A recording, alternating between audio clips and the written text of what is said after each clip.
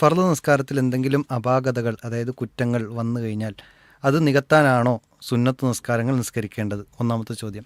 അതിനനുബന്ധിച്ച് മറ്റൊരു ചോദ്യം, റമദാൻ മാസത്തിലെ നോമ്പ് കഴിഞ്ഞിട്ടുള്ള 6 നോമ്പ് നമ്മൾ പിടിക്കുന്നത് ഫർള് നോമ്പിൽ എന്തെങ്കിലും തെറ്റുകുറ്റങ്ങൾ വന്നു പോയിട്ടുണ്ടെങ്കിൽ അത് നികത്താൻ വേണ്ടിയിട്ടാണോ? ഒരിക്കലും അല്ല. നമ്മൾ ഫർള് നമസ്കാരം നമ്മൾ നിർവഹിക്കുന്നു, എന്തായാലും മാനുഷികമായിട്ടുള്ള കുറേ അബദ്ധങ്ങളും കുറവുകളുമൊക്കെ നമ്മുടെ നമസ്കാരത്തിലും നമ്മുടെ എല്ലാ ഇബാദത്തുകളിലും ഉണ്ടാകും. അള്ളാഹു മാത്രമാണ് പരിപൂർണതയുള്ളവൻ. സൃഷ്ടികൾക്കൊക്കെ അവരുടേതായ ന്യൂനതകളും കുറവുകളും ഉണ്ടാകും.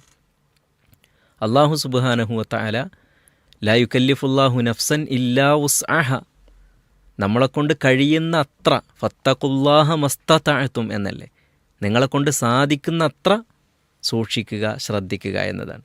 അത് നമസ്കാരത്തിൻ്റെ കാര്യത്തിലാണെങ്കിലും മറ്റ് ഇബാദത്തുകളുടെ കാര്യത്തിലാണെങ്കിലും ഒക്കെ അങ്ങനെ തന്നെയാണ്. അപ്പോൾ നമ്മൾ നമസ്കരിക്കുമ്പോൾ സ്വാഭാവികമായും ഉണ്ടാകുന്ന അതിൻ്റെ ന്യൂനതകളും കുറവുകളുമൊക്കെ നമ്മൾ സുന്നത്ത് നമസ്കരിക്കുമ്പോൾ അതിൽ നിന്നെടുത്ത് പരിഹരിക്കുമെന്ന് റസൂലുള്ളാഹി സ്വല്ലല്ലാഹു അലൈഹി വസല്ലം പഠിപ്പിച്ചിട്ടുണ്ട്. അല്ലാതെ ആ പരിഹരിക്കാൻ വേണ്ടിയല്ല സുന്നത്ത് നമസ്കരിക്കുന്നത്. അതേപോലെ തന്നെ ഫർള് നോമ്പ് എടുക്കും. ഫർള് നോമ്പ് എടുക്കുന്ന സമയത്ത് അതിൽ വല്ല കുറവുകളും ന്യൂനതകളും വരികയാണെങ്കിൽ അത് പരിഹരിക്കാൻ വേണ്ടിയല്ല സുന്നത്ത് നോമ്പ് നമ്മൾ എടുക്കുന്നത്. ഫർള് നോമ്പിൽ എന്തെങ്കിലും കുറവുകളും ന്യൂനതകളും ഉണ്ടെങ്കിൽ ഫിത്ർ സക്കാത്തിലൂടെ പരിഹരിക്കപ്പെടും എന്ന് റസൂലുള്ളാഹി സ്വല്ലല്ലാഹു അലൈഹി വസല്ലം പഠിപ്പിച്ചിട്ടുണ്ട്.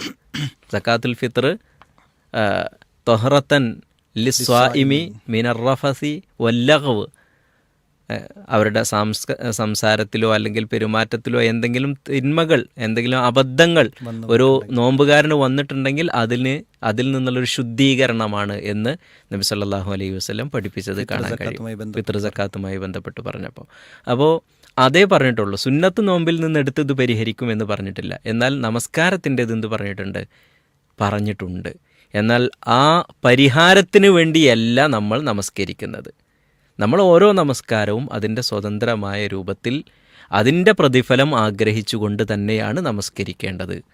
അത് ഫർള് നമസ്കാരവും സുന്നത്ത് നമസ്കാരവും ഒക്കെ അങ്ങനെ തന്നെയാണ്.